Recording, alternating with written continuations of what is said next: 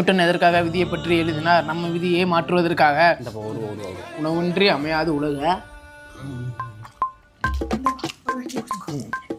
நீரின்றி அமையாது தீ. பாடி புள்ள படிக்கிறேன். மேம்படுத்தப்பட்ட பாதுகாப்பு. வெட்டி கட்டின அண்ணன் மாசு 14ஆம் தேதி கருப்பு படம் ரிலீஸ்.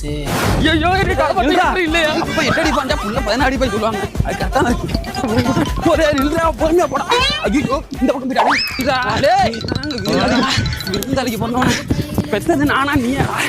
இந்த ஓட்டம் பொழுதாகி போச்சு, விளக்கேற்றியாச்சு, பொன்மானே ஒன்னு தேடுது.